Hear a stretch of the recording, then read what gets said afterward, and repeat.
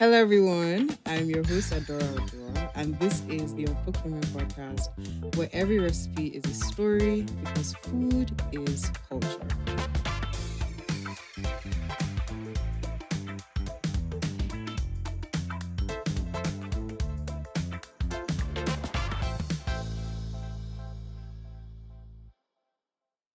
Hello, I am your host, Adaorah Oduah, and this is the Uncooked Women podcast, where every recipe is a story because food is culture.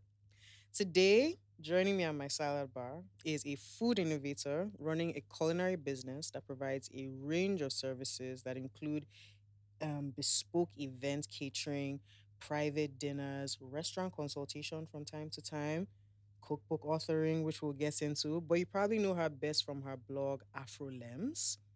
Atim Ukoh, welcome to the show. Thank you. I didn't realize it was me you were describing. Uh-uh. I was like, Please don't kill who's me. this You're like, oh my person? gosh, she sounds Oh my impressive. God. Like, who is this? Oh my God. Didn't realize. But thank you. Thank you. Thank you for joining me. Of Thank you course. for being on the Of show. course. I'm excited. So, to welcome you, of course, for braving the Lagos Ooh. roads Mm, to be on with a me rainy today. day. On a rainy day, I would like to. Could I interest you in a cocktail? Yes. Yes, Oh, please. Awesome. So I have a rum for you, plantain infused rum. Okay. So Plantain. it's beautiful. It has like a very caramelly vibe to it. Mm-hmm. So do you want it with a mixer or without? Can I smell it first? Oh, of course you can. Oh. This is a real chef. Ah! That's because I'm not a me, chef. Oh yeah. Oh, she's even what? You No, know, I'm screaming. I would have put my nose on it. Okay. No. Okay. Let's not do that. Let me do that. Hygiene. This is how you know people that do. Guys, this is why I shouldn't buy food from just anybody. That People that part. keep on asking me, Ada, when will you cook? That part. Can you see the way I behave? Like, please go to a professional. You smell the caramel? The bouquet is delicious. Oh my God. Yeah. It literally smells like super ripe plantain. Yes. Like, that is so gorgeous. I'm trying to be a connoisseur of certain alcoholic beverages. Or so swirl, smell. Oh, sorry. The culture is no culture. Don't kill me, please. Cheers. Ooh. Strong. And it's delicious. Delicious, smooth. Yes, very smooth. And it has like a sweetness, not even a sweetness. It is sweet. It is and I'm wondering how it can be strong and sweet at the same time. Ooh, it's good. Even just going in for the sip, the bouquet on the aroma on the nose and how that that's no, it's beautiful. Very beautifully done. That's gorgeous. Yeah. Thank you. You're very welcome.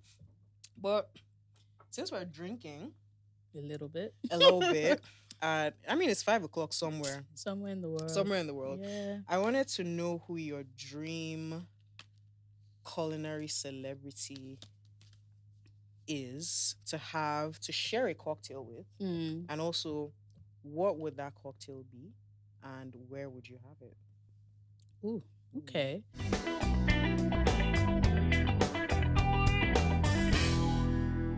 I don't believe in celebrities. Oh, as a concept. As a concept. as an entity. As a concept. I think we're doing great stuff in the world individually. But it's very cliche to say Gordon Ramsay. I think that guy, we've idolized him. Yeah. But I don't even think he realizes how good he is. I'm sure he does. Yeah. But even just me looking from the outside, I feel like that's a great chef. That's a fantastic chef. And a fantastic businessman. Tell me about it. Gone through like everything from the TV shows to the restaurants, everything, the travel shows. I don't know how he's alive and doing this thing like crazy. So him, just because I want to tell him you're really good. Yeah. And I'm sure you hear it all the time. Yeah. But yeah, that's a good chef. That's a good chef. I don't know how else to say it, but he's a good chef. Yeah. What would I have? I'll have something very comfortable. I'd have my drink of choice, which is a gin and tonic, a floral gin and tonic. Just so that I can be specifically. Not necessarily. Okay. Not necessarily. Okay. I'll have a floral gin and tonic because that's the drink I really like, and I want to introduce that to him and see what else he'll do with it. Okay. Okay. Okay. Where would I have it? Just for comfort in my own kitchen. I love that. Yeah, there'll be a lot of pressure, but in my own kitchen. No, maybe in his own kitchen. Maybe. So that he won't start saying, oh, this is wrong. Not wrong. In his own kitchen. In his own kitchen. So we won't put 2 ice cubes. No judgment in your kitchen, sir. Okay. Actually, I take that back. Well, speaking of chefs, this next segment is called Chef's Kiss. Okay. And it's interesting because I was just eating with you at ACJ. Yes. And I want to know, what are you eating right now? Or what's something you've eaten that has been super interesting, just blown you away, is stuck with you? For me, the fonio pudding, because I've had fonio as a salad, I've had fonio as like a stir fry. I'd never had it as a pudding. It was almost like, it was so nostalgic. It tasted like Golden Morn. Yeah. I was like, this is, I'm like, how can we get this on shelves, bro? Like, kids, my kids need to know what this tastes like. But speaking on that, like, what's something that interesting that you've been eating?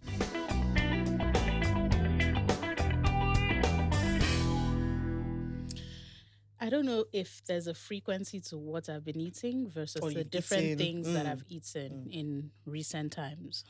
I find that bread is a lost art now. And the brioche bread loaf in Nigeria in Nigeria. Okay. Well, let me say Lagos. Let me not say Nigeria. Fair enough. Let me also say Lekki Phase 1. Don't kill me. You know, I haven't gone around. Bakers. Let me not say too many bakers. But Milk and Honey is doing something with that brioche bread loaf. I had it yesterday and I went back to buy it today. My mom, that doesn't even necessarily eat bread, took the one off me. Because it reminded me of Big Tree bread. Big Tree. Big Treats. Big Treats. Yeah, it used to be like a bakery that was popular here. It was, I think it was Asian run. I don't know. Interesting. Like around what time? I don't know. That's my childhood. Big Tree bread was a big thing. Interesting. So it reminded me of that. It was well made. It was good structure. And I love a good bread. So that bread etched in my memory. And I went to Nairobi recently, so I got like butter. My friend was raving about this Brown's butter from Nairobi. Interesting. I said, this is taking me back to my childhood because butter now doesn't taste like anything. This one, you could taste. The cow is grass fed. you can taste it. It's like, I was like, this is the butter of my childhood. So that's that. The third thing, Chef Benedict gave me this orange blossom gelato. Made it with Madagascar vanilla. Jesus. That just sounds, so decadent. It's just because the cost is a lot. I said I literally do 1 scoop per day. Don't kill me. Yeah, no, because we have to manage it. And no, it's not, it doesn't. No, I know that's such a bougie treat to treat yourself. Like, I'm gonna have my orange blossom gelato with Madagascar vanilla. It's amazing. Like, whatever Benedict is doing. Yeah. Shout out. I love that. Those 3 things, I think, top of mind. It's weird, but like, I'm a bread and egg person. No, it's interesting. It's interesting you said that because it's like Nigeria, you know, like, I'm not sure if you know this, but you might, because you are also a culinary educator. The history of bread in Nigeria and how it's from a Jamaican man named Amos Shackelford. Yes. So it's interesting that we've kind of fallen off. And I guess it's because we didn't really have an innate bread culture, I guess, to begin with. So no, but like, yeah. The bread I've been buying from other places, I'm just like, what is happening, guys? But no, Milk and Honey has restored my faith. Everybody seems like the bread, you're person saying the bread, and some people have said the meat pie. I'm not a meat pie person. Forget that. I sell it, but I'm not a pie person at all. You know what I do? Okay. I eat the crust. Interesting. I don't that like is the my filling. favorite part. I don't like the filling. I won't lie. But the filling is always overwhelming for me. Considering I make an ofada meat pie, I shouldn't say that, but the filling is overwhelming for me. Okay. I like the crust. Interesting. Yeah. So, but no, I hear that. But the pie is good. Were you one of those people that would eat gala and you just eat round, please? I'll unwrap the Guy, gala. please. Yeah. And then eat the meat after because, Don't hey. actually kill me. Not yeah. eating the nude gala. Oh my God. It was flavorful. It was very flavorful. Yeah. I love it. Shout out gala, man. I know. Shout out gala. When it was. When it was. Now you can barely see the sausage. Apparently they've tried to do more to put me. Okay. I moved on. You're not paying me for sponsorship. So that part. I don't know. Well, if you send me gala, I'm screaming. I can try it. Like we can try it. And then yeah. But my next segment for you is called Pepper Soup for the Soul. Okay. And I want to know what you are reading, watching, or listening to. Like, what food culture are you feeding yourself with? I know what I'm feeding myself with. And it's very interesting because you have like a walking cookbook at home. Like, quite literally. Because this is Memories on a Platter by, oh my gosh, I wonder who this is by. I'm screaming. It's like you guys have the same. That's crazy. Is this your auntie? No. Like, is this? It's the woman that birthed Oh me. my God. I know, right? You guys even look, wow. No, we don't look alike. Don't do that. Don't kill me. She's beautiful. She's gorgeous. Yeah. Look like your dad? Yes. You're gorgeous too. Amen. Don't kill me, please. But yes. Man. What am I feeding myself with?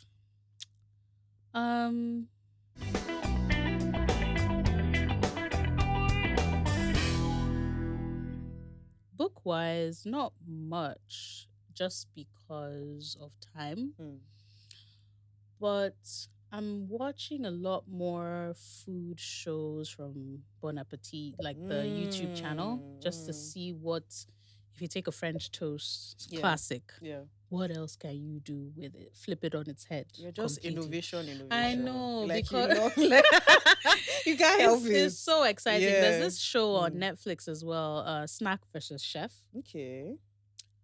If you're a food innovator interested in, you should watch it. Snack versus Chef. Yes, Snack versus Chef. What's the format? So essentially, you take a popular snack, or there's a competition show as well. You take a popular snack like maybe Cheetos, Oreo, whatever, try to recreate it, or try to create something that is similar to the concept. Okay. Yeah. So and they judge you, and Interesting. the person that won reminds me of myself. I feel like he goes into the kitchen. There's knowledge, but he's willing to fail, and that's me. A lot of the times I put stuff out, I'm like, this is not a fully formed idea. I'm just experimenting. And then if people contribute to the conversation, it starts to churn in my head. And I'm like, okay, let's see where else this can go. So like this dodo, plantain infused rum, when I did the whiskey one and I put it out there, it was just, let's see. And to see this as a product on the shelf is amazing to me, because now I could take this and still flip it on its head because somebody else has, gone through this process. So yeah. Do you know this thing? Is it, I think this book, Big Magic. No, I don't. By, I want to say Elizabeth Gilbert. I might be wrong. Okay. But in the book, she talks about how ideas are like almost like they drop in. They're fleeting. They're fleeting, and they drop in multiple people's heads. Yes. Like it's an idea. Is nobody has a monopoly on an idea. Yes. If you've thought of something, somebody else has probably already thought of it. Yes. Then it's now about execution. But then it's always so like interesting when people with the same idea work on their iterations and then through those iterations find each other. Because I'm literally like salivating, wondering what you will do with this rum, like how you're going to like put your own spin on it and like do that whiskey sour, that plantain whiskey sour again with something like this. Yeah. It's funny because we're talking about this at a dinner that I was at recently with women in food. And we're talking about the idea comes. Yeah. Multiple people have it. Is it the first person to put it out that owns it? Everybody gets that idea. Yeah. But then what happens is when there's more access to the idea. Yeah. Or access to the execution of the idea, then people can have multiple iterations where it now becomes common knowledge. Yeah. And at that point, when there's a commonality and it's out there, it makes it easier for people to now say we've established something new. And there's a product that we can hold, and there's culture that you can now build behind that product. Yeah. If I take Egusi soup, I don't know who was playing with the seeds and got here. But now we're past the soup part of it. We're playing with desserts. We're playing with ice cream. We're playing with pralines. We're playing with candied egusi, like just pesto mix, everything. Yeah. So now egusi has salad toppers even. You toast it's almost like pumpkin seeds. It is. Yes. I mean, it is. It is a pumpkin. Like it yeah. is. So it's just putting it out there. Let multiple people have expression of it, and then see what else can come of it. I love that because it's very much like food. Yes. You know, like even like let's say like Levantine cuisine. So much of I see like Persian, Lebanese, Syrian. It's the same food. Yes. But like it's the same basic ingredient. Why did I even go that far? Jesus Christ. No, I needed them to know I'm international. Oh, come on. No, like literally, oh my God. Like it's like Nigeria, Senegal, Ivory Coast, Ghana, Togo. Yes. Where like it's the same. Yes. Is this where literally it's in the same foundationally is the same food. But like everybody's are different ideas, the same idea, different iterations. Yes. So it's so interesting. Yeah, I love that. Yes. I love that so much. But speaking of your mom, you worked on this book and you were telling me earlier that you have actually never read it. Yes. So I'm so glad that we are like having this experience together and reading this together for the first time. I'm not going to show it on screen, like based on copyrights. Okay. Go and buy it. I'm screaming. Where can we buy it? Many of the bookstores where like Roving Heights. Yes. Book Nook. It's also on Amazon. And Amazon, yes. Asaru. Yeah. Yeah. Recall this. So you worked on what's the process of like making a cookbook? How do you even start? Oh Lord. It's a good question. So I mean, when I say worked on it, is a lot of more project management than anything else. Okay. So when my mom said she wanted to do the cookbook, she started to write her stories. And then she started to write the recipes. And then we had to test the recipes because certain things are dependent on season and temperature. So what I leave in rainy season is different from what I leave in dry season. The taste? The water content. Interesting. So if you make a recipe in rainy season... it is water leaf. Yeah. If you make a recipe in rainy season and you didn't require as much water, if you try to cook the same thing in dry season, you're wondering why your soup is dry. Interesting. So you have to gauge some of those things. So we had to test. So we found people to test. Then photography-wise, I mean, she handled most of that. You know, she got some people from... funny thing, this photography was done during COVID. And the guy had to travel across the north, east, everywhere to get pictures. She got photographers in the north to just document certain processes. Then you've gathered all this content. How do you put it together? Yeah. So how do you tell a story? How do you tell a story? Yeah. I found a copywriter. So that person went through many meetings, just reading through and see, what about this? What about this? Have you thought of this? Let's flesh this out. So I took a professional writing course with that person that was a copywriter. Her name is Georgia. Okay. We, like in my head, it was a no-brainer. So she did that. And because she also is a foodie, so she understood a lot of the story she was trying to tell and craft it in a way that was professionally written, but still retained my mom's voice. Yeah. Then, now design. Yeah. I was looking at my mom loves like, how do I put it? Marketing, but I want to say rustic. Okay. Publications. Okay. So we had the Erie Journal in our house. Yes, I remember. And so I was looking through it that day. And this is that we had been mulling over who's going to design this. I knew how to, but I was just like, I can't take on your cookbook. Yeah, yeah. So I'm going through the Erie Journal and she's just like... because my mom was trying to get me to do something for our meal. I'm like, girl, get an assistant. like, girl, like I do a show. Come on now. Yeah. So I looked at the name, the last name, and I was like, this last name is familiar. So I had just done a project with the guy's brother. And I called his brother and I was like, is this person related to you? And he said, yeah, that's my brother. I'm like, oh, would he be open? And the minute I spoke to him, he's like, Jesus Christ, like, is your mom? I've been following her for years. I would want to do this. So it was a no-brainer. And then I think she also got like an artist to do some illustration. I forget the artist's name, but it's in there somewhere. Yeah, like just putting a team together to put it out there yeah, it was a long process. It was like 2-3 years of work. But my mom was dedicated. Every day, first thing in the morning, she's downstairs. Yeah. Just going through everything. Yeah. Reading, editing, finding stuff. She'll send it. I'm looking for mistakes. Yeah. So I'm not reading to understand any of the stories. I'm just looking for mistakes. You're a copy editor. Yeah. Yeah. Like, okay, try this. Okay, what of this picture? What of this? What of this? So yeah. Yeah. It was a long process, but I can't take any credit for anything. But you are the person for the job. I was pushing people her way to make it happen. But yeah. Not her baby helping her make her baby. I know. Amazing. Full circle. But you're obviously like you were the best person for the job because you were one of the earliest pioneers in the local food blogging scene. Mm-hmm. You were even named one of several African food bloggers to watch in 2015 by CNN. Mm-hmm. And you started your blog Afrolems in 2009-ish. Today, it has transformed into a company and a career that is so uniquely innovative. Thank you. And the first question I want to ask, of course, is the name. Afro, of course, I understand. African food, Nigerian food. But Lems, Afrolems, how did that... So I was trying to think. So at the time Afrolems started, it was supposed to be... I was bored and I wanted to get something going money wise. Okay. So while I was in school, I was like, I was talking to my mom. I was like, I need to make money while I'm in school. And she's like, your friends are coming to your house to eat for free. Just charge them for it.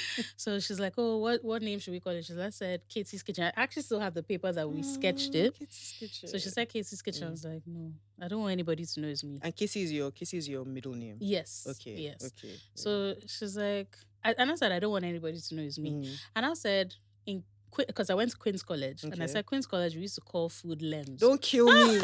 Oh my God, no. In 100 million years. I know. But I think it's like a worry slang. Oh I think. Yeah. So I want Lem food, or yeah. Or Lem's actual food. So I actually love this story because I never thought, bro. Yes. I thought you were like, when life gives you lemons. No.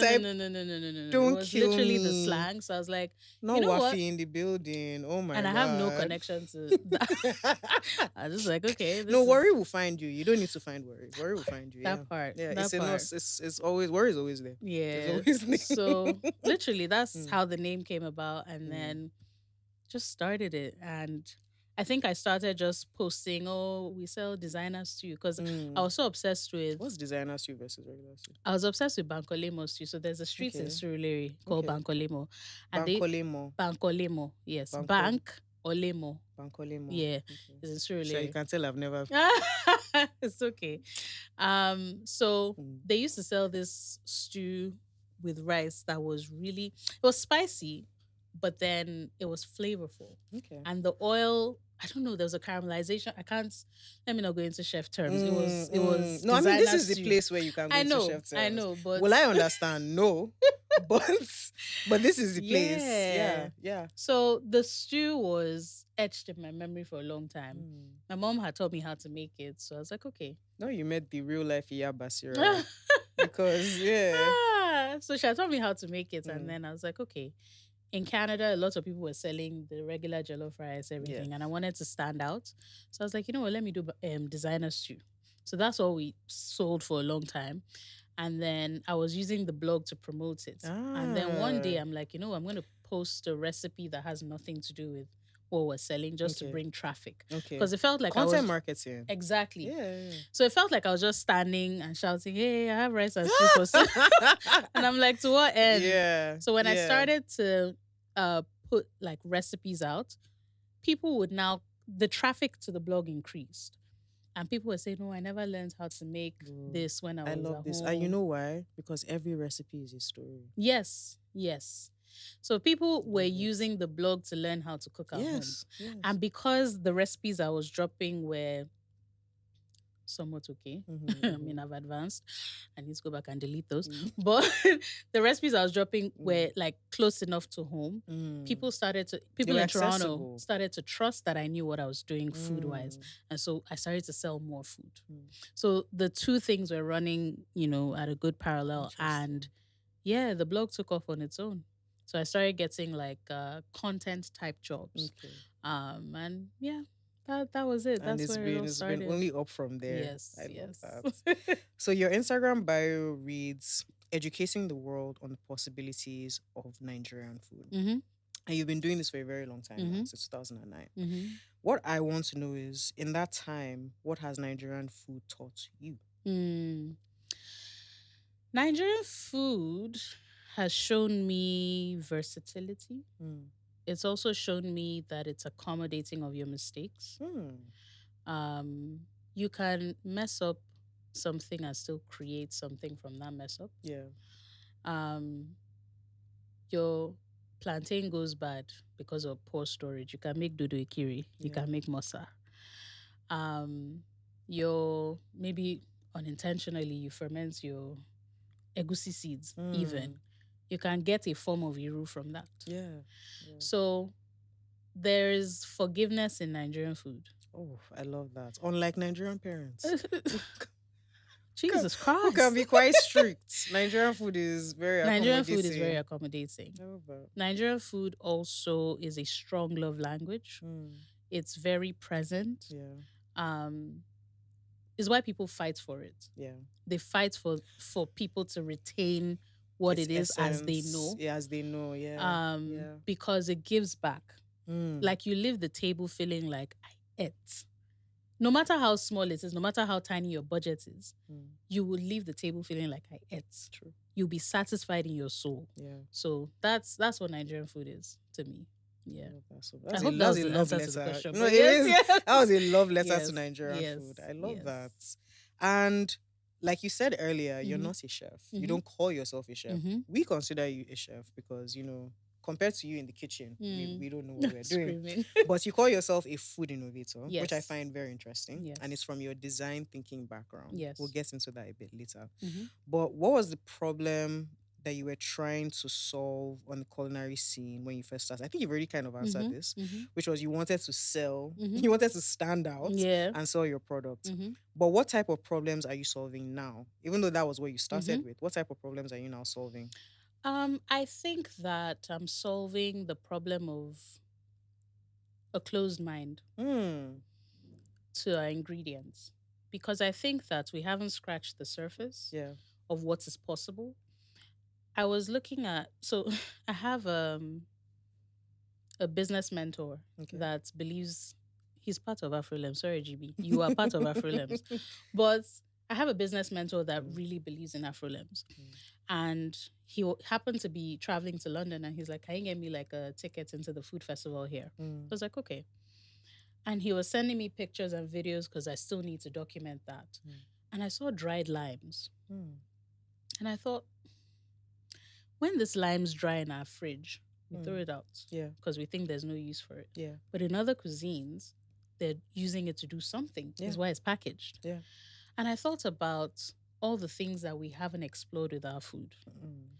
And I was like, there has to be more. Do a dehydrated lime. Yeah. Like there has to be more. Yeah.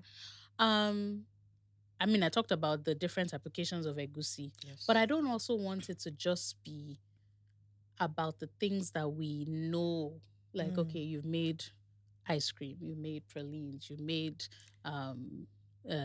salad toppings. Yes. What else? You did on your blog, one of your most recent posts is an efirin pesto. Yes. So something like that. Yes. Just completely. Yeah.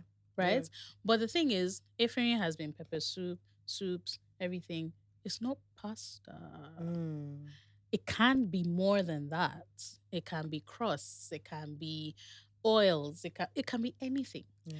We haven't scratched the surface. Absolutely. And so for me, I feel like when we start to do more with our ingredients and start to flesh out the different processing for those ingredients, the export becomes more attractive because now we've built out this egusi is more than soup. Yeah. It can be used, maybe we can make rum from it. Who knows? Kobe Jane was telling me, she's the founder of the Ake Collective, the self-phonio. Yes. She was telling me how a lot of their orders, Japan, South Africa. Yes. And she's like, I know you all are not eating it. So it's like that you don't Yeah. It's like because you just you like, don't even know what you don't know. can. Yeah. A lot of us Black people have developed lactose intolerance. Yeah. Egusi, if you blend it with water, sieve it, I mean, thick. yeah. It's cream. Yeah. For your pasta. For your pasta, yeah. There are people Why do who we do have like to do the regular substitutes. Yes. Yeah. So my thing is we need to think about and it can be just bottled milk, flavored milk. It's a nutty milk. We have almond milk. Yeah. Why can't we have egusi milk? Yeah. Right? Yeah. So it's just extending the use case of all the ingredients so that we can now start to have multiple products that take over export conversations. You're such a businesswoman. Because you said because no, I feel like this is how like some people need to hear it, because like maybe if it's me now, I'm very arty-farty. Oh my god, it's about you guys need to understand. No, the culture is dynamic. Is but like as you mentioned, the use case, because when you can extend the use case, you can extend its value and then extract more from the value chain of the product. Like at the end of the day, and that was like necessary. Because everything will just be wasting, and we're here like, oh, Nigeria is poor. Yeah. We have a lot. We have too much. We just need to think about how we can use the a lot to do more. Yeah. Yeah. And this goes back to your blog and your goal with it, where you talked about internationalizing our national cuisines. And just like we've mentioned, it's something Nigerians can get very touchy about. But it is important to innovate and keep innovating. And I guess my question is, as somebody who does this for a living, why is it important to extend extend the conversation? It's still the conversation. Because some people are like, okay, you know, the regular arguments or like the arguments that come up often. Why do we, and I'm paraphrasing, why does our food need to be Western, quote unquote? Why does it need to be Westernized to be accepted in the international scene? Why can't we just present it as is and have that like taken or respected as is? So that seems to be, and that's typically in response to when people see things like fusion dishes, like say a moi moi puree or something, or an egusi pesto. There's almost that like initial very visceral reaction to it. So but as somebody that's in that space and making those innovations, what do you have to say about those arguments? When I say putting Nigerian food on the international platform, I'm not changing it. I just want it to be there. I think that we haven't, a lot of work has gone in more recent times. Since I started, and I know even before I started, a lot of people have done stuff. A lot of work has gone into putting Nigerian food on the map. Yeah. I think that a lot of people are missing out is the only reason why I want to do it. A lot of people are missing out. Nigerian food is great. It's great. It's versatile. It's dynamic. It's flavorful. It's great. And I think a lot of people are missing out on that. But what I also would like to see is that even here, we are using Nigerian food to our advantage. Because when people discover what Nigerian food is, they will start to pick it apart and start to take, okay, this ingredient that you use for this, what else can it be used for? So before someone else does it, we have to do it. And we have to develop that product line, that ecosystem where everything is running. Like we've figured out the full circle. And then as the dishes rather are going out, the recipes will follow. And the recipe helps you break it apart into ingredients. Yeah. And then that's when people start to drill down. What else can this be used for? So before other people discover it, let's do it. Yeah. Yeah. Before before the Mongo park it. Yeah. Period. That's why. Yeah. That's why. Just hearing you speak about this, it's really obvious that like you are a legacy foodie, because your mom, like we've discussed, is Iquo Ukoh. Yes. Author of Memories on a Platter, also the IQ Food Platter blog, and also formerly director. One Q Food Platter. One Q Food Platter. Remove that from the. Okay.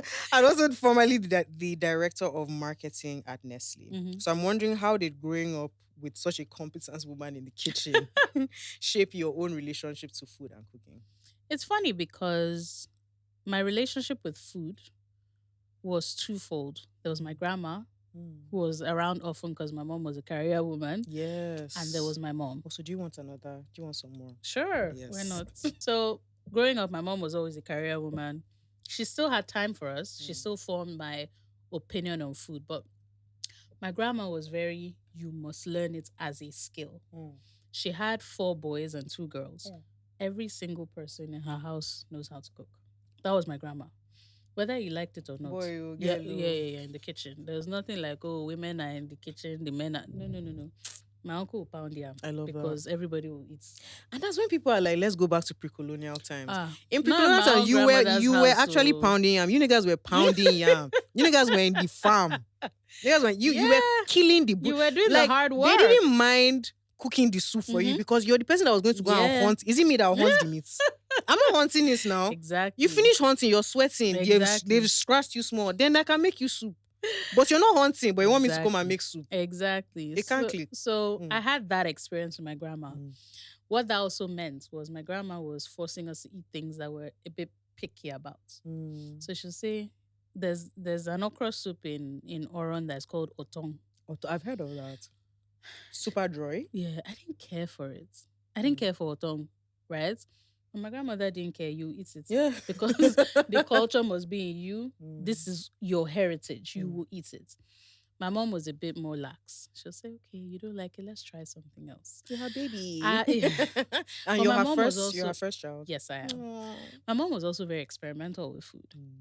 It doesn't show on her blog. But I found that she came home, and I guess maybe because of the industry she worked in, she came home with more outlandish food things. I think all the colorful pasta that were infused. My mom would say, okay, on a rainy day, you're going to make this with shrimp sauce. We baked together. Because that's such a fun way to get kids involved. Yeah. So she just thought, how can I want you guys to learn how to cook. Yeah.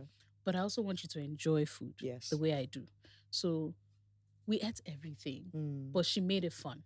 So my relationship with food, that's why I said it was twofold. There was you must learn it from a cultural aspect, but you must also enjoy it and experiment with it and be free with it. So that was my mom. So my relationship with food was formed after that, where I'm like, I know culturally what is right. Yeah. And then I now want to take that and do more with it. So yeah. I love, because I feel like it's so perfectly reflected in your career. Yes, it is. You, even now, before you got on the show, you were on the phone, being strict with you, don't bother me, spy. Oh Lord. Don't bother me, spy. My grandma in the kitchen, to be honest, she could have been a chef. She wasn't. She was a nurse. Oh my God. But she was a military person in the kitchen. Do you understand what I'm saying? This is what I'm saying. This is what I tell people, my grandma as well. I'm like, this wasn't a housewife. This was a house matron. She was the person ordering the stewards, the orderlies. It was, you're running a tight ship. It's not just bro. I know that time they had a bunch of kids, 8 kids, big old house. Yeah. Everybody has to get there's their time dietary. for hanky-panky. Bro, this is a regime. Yes. You are under a regime. Yes. They were so strict about it. So one of the things so I'll take a dish under my grandmother's tutelage. Iquo Ukoh. Iquo Ukoh is very tedious process-wise. And what is it? Iquo Ukoh is like a cocoyam pottage. Okay. It's grated cocoyam wrapped in cocoyam leaves and steamed with a seafood base. Interesting. Some people add goat meat, all of that. Now, my grandmother will start with periwinkle. It's called mfi in Efik. She'll say, I'll say it in Efik. She'll say, mokpo mfi odo. And then I'll be like, okay, I'm running. Now, the periwinkle, you have to cut the back and cut a little off the front. Okay. A lot of people don't cut a little off the front. Why?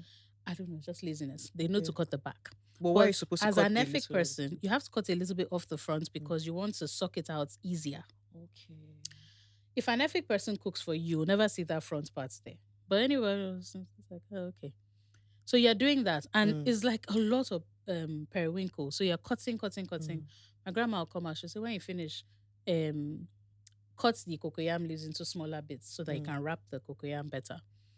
And you're looking I still have 100 periwinkles to go through. So you're like, okay, ma, you're cutting. She'll now come back. Have you done the crayfish? Sister, you left me 5 minutes ago. How am I supposed to do this? So she'll now say, okay, make sure you do this. She'll come back. Have you grated the cocoyam? You're still on the infi. And I'm like, bro... what is happening? So can I live? I had to learn very quickly because the next time she comes and you've not done any of these things is cane. Because that will move you faster. Yeah. So you don't want that. So you have to now speed through and do time management and see which one is faster No, for she her was to preparing you for your career. Like, literally. that's Because crazy. now in the kitchen, when people are dragging their feet, I'm like, how you know? Wait, before you get into the kitchen, think. What is going to take the longest to do? Put that on the fire. Yeah. Get it out of the way. Yeah. And then now do the easier things. Yeah. While these other things are going. And I'm just like, no, you but have I to tell think. people, like, because especially in Nigeria, Africa, I mean worldwide, but the devaluation of women's labor and cooking, just like you mentioned, nobody is just entering. Nobody that is competent and capable in that kitchen is just entering and freestyling. Yes. This is a person who understands time management, resource management, budgeting. Everything. Like, you have to, it's a whole skill. Like, and this is why people get paid to do it. Like, bro, if you people could do it, would you not be catering for yourselves every time? That part. You know? Yeah. So that was my training. Yeah. That was my training with food. But yeah. Now it helps me. Especially days that we have multiple events in a day. I'm like, okay, guys, split. Yeah. You do this, you do this. There's a general team, you do this. And we're just moving like the army, really. So what does like running Afrolems as a culinary service look like for you? Because now you mentioned catering for an event. So what else is in that? So I run a kitchen. Okay.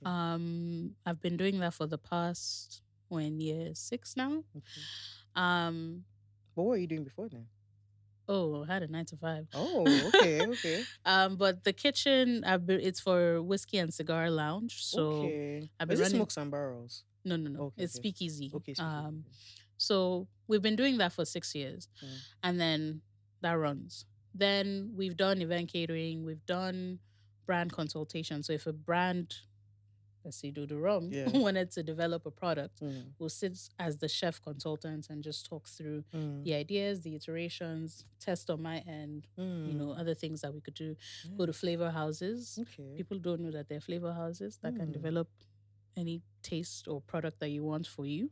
This is where food chemists come in. Yes. Yeah. Exactly. Because I'd be like, people will be wondering where the science is. Yes. This is where the science that's where they are. There's a bunch of flavor houses, and it was on certain projects that I realized how many there were. Interesting. And you could go there. We do like product developments, experiment a little bit.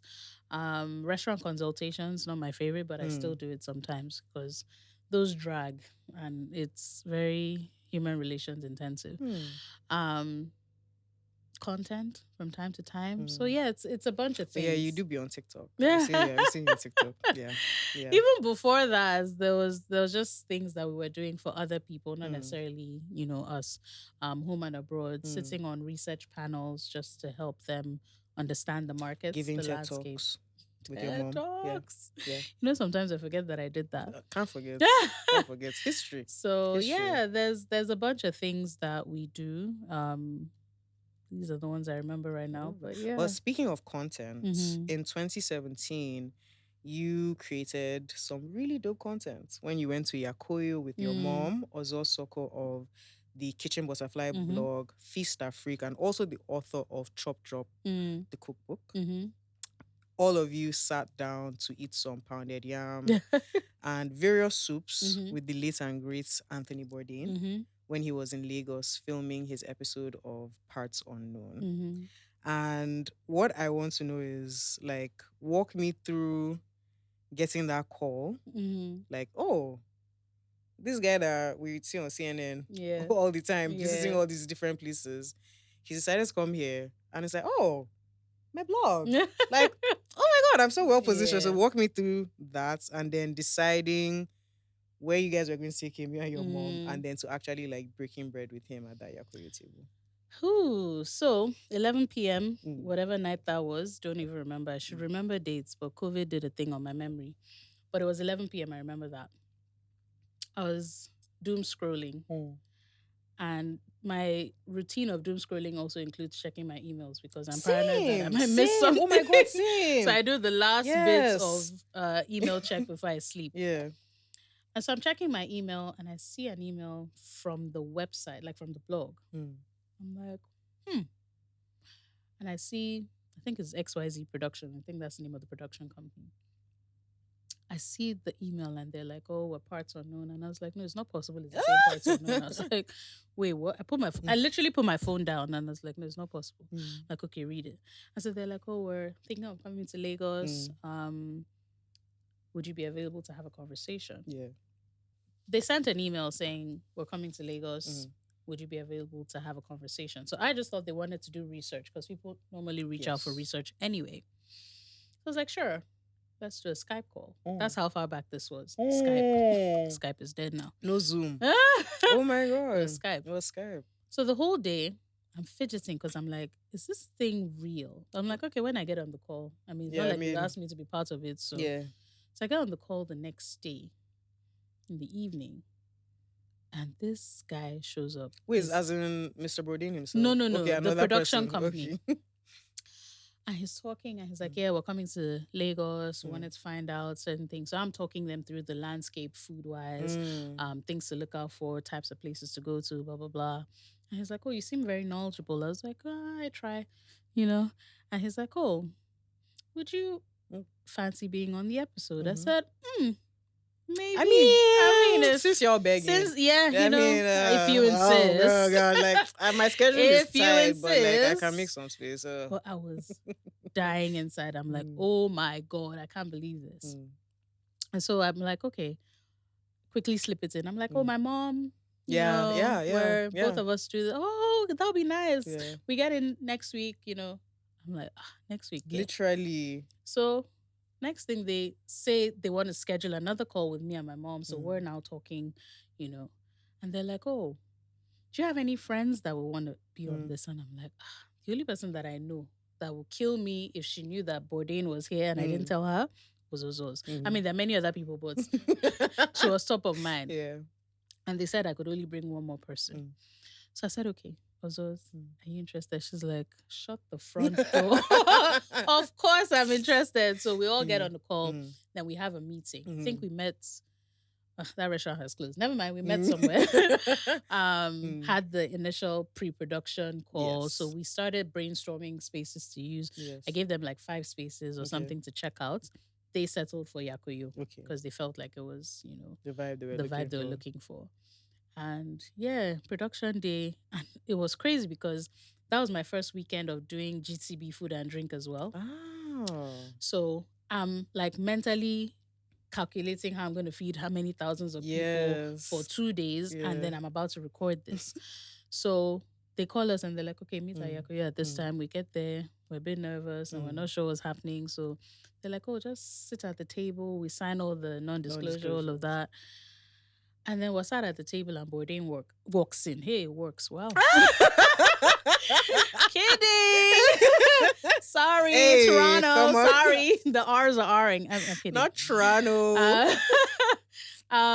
Yeah, so he walks in and we're sat at the table. So now a lot of the production people are moving through the room. So I'm like, okay, I guess we've not started. And he's asking questions and then they bring the food that we had ordered. Yeah. But it's not station cameras. Yeah. There were station cameras, but we didn't know they were recording. And we're just seeing people moving casually and we're just gisting with him legit. And my mom and I are even having like a little bit of an argument, in front of him. And he's like, no, I think we should lean on what your mom is saying. I'm like, no, And I'm thinking like, this time, like what? Yeah. We've been talking for like almost 2 hours. Like what's going on? When do we realize that they were... I was like, when are we going to start recording? And so... at some point, we're done, and he's like, okay, thank you so much. This was great. And I'm like, how? As how? as how? And I'm like, oh, okay. Anthony, as how? T-top, as how? Stop! So I'm like, okay. And then he goes out for a smoke break, and then we're like, oh, can we take a picture? He's like, yeah, sure. So we asked him. And that's it's pinned on your Insta. Yes. Like, where else are you going? And he's like, oh, I'm going to meet with this person, this person. Yeah. And we're like, okay, enjoy Lagos. I mean, he was drenched in sweats, everything. But yeah, like, I think the night before the episode, or no, a week before the episode came out, they sent an email like, okay, your episode is ready. It's going to go live in the States, blah, blah, blah. I'm like, oh, okay. I mean, I lived in Nigeria, so I was like, I don't have access anyway. Don't kill me. And when it went live, my God, I didn't sleep. I couldn't watch it. I couldn't watch it till much later. Yeah. Everybody that was watching it from all over the world kept messaging. They started following me on Instagram. Oh my God, I just watched your episode. Amazing. Blah, blah, blah. What you and your mom are doing. And da, da, da. And I'm like, what's happening? And this was so random. Like you didn't even. Yeah. It was so random. Yeah. But I was grateful for the experience, obviously. That platform was insane. Yeah. And then the next year, he passed. And I was like, everything. It's funny because when I was moving back to Nigeria, I was like, I don't know what it is, but I need to be here. I need to be here. And this is, I gave up my Canadian citizenship. My siblings have that because I really wanted to be in Nigeria. I felt like you were on track for your PR. I was on track. And you said? Yeah, I just left it. And moved on. I was like, no, I need to be in Nigeria for food. When he died, I thought to myself, I needed to be here. I needed to be on that episode. It's not because it's going to bring anything like business-wise. It just was a pivotal moment in Nigerian food. Absolutely. And we needed to tell that story. Absolutely. And I needed to be here. And I kept thinking if I was in Canada, before you start flying anybody down, the logistics of it, it's not going to work. So like everything just made sense. I was like, I was in the right place at the right time. And but that's something like about, Anthony Bourdain and the stories that he told. He just always knew how to be, and the fact that like your spirits aligned because that was literally one of the last episodes that he did before he passed. Man. So it was crazy. I was like, what are the odds? Like, who am I in the grand scheme of things that this was an email that came to me and then I was like, you know what? At the end of the day, if you feel strongly about something, put it out there. You never know. You never know. But may he rest in perfect peace. Amen. Cheers. And on that note, I want us to hit up a different kind of bar. Okay. A salad bar. Okay. So that we can get you something to eat. Thank you. Yeah. And then we'll do our final round of questions.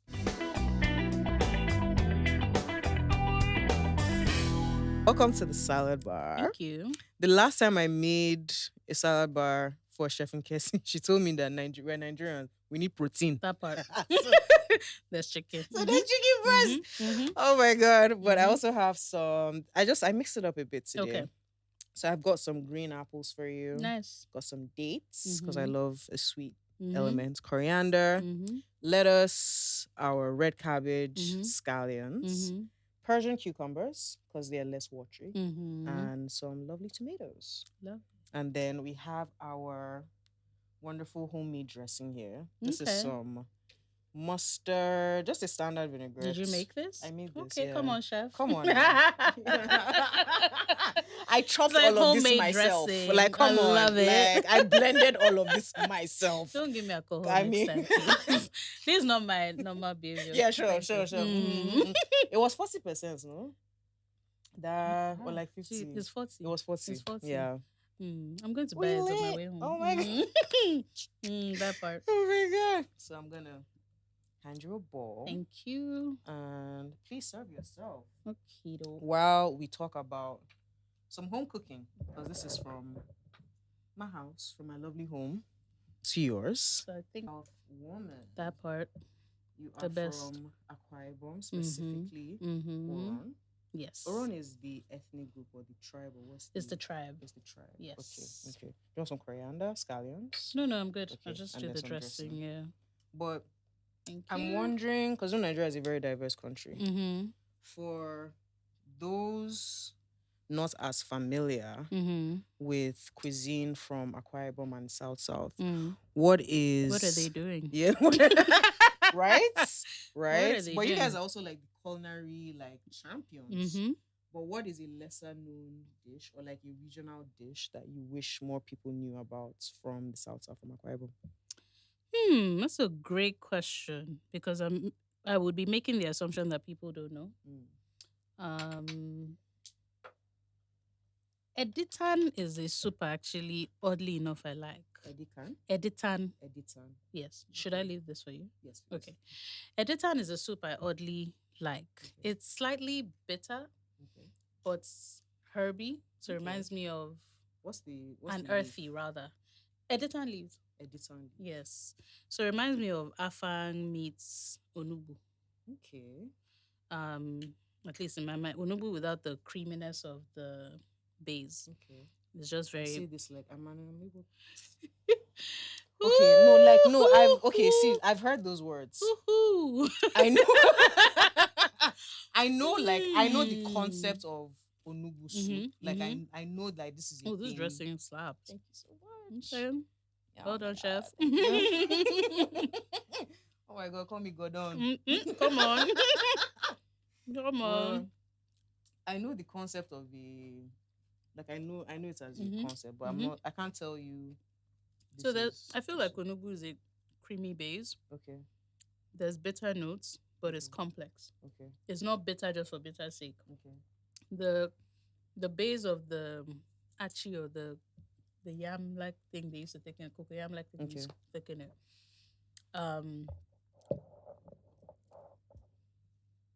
It makes for a rounded feeling so that you don't feel bitterness as a punch. That's onubu to me. I mean, it's one of my favorite Igbo soups. Is the texture kind of like, is it more unsala or more native soup? None. Or is it like it has leaf? It has native soup tendencies. Okay.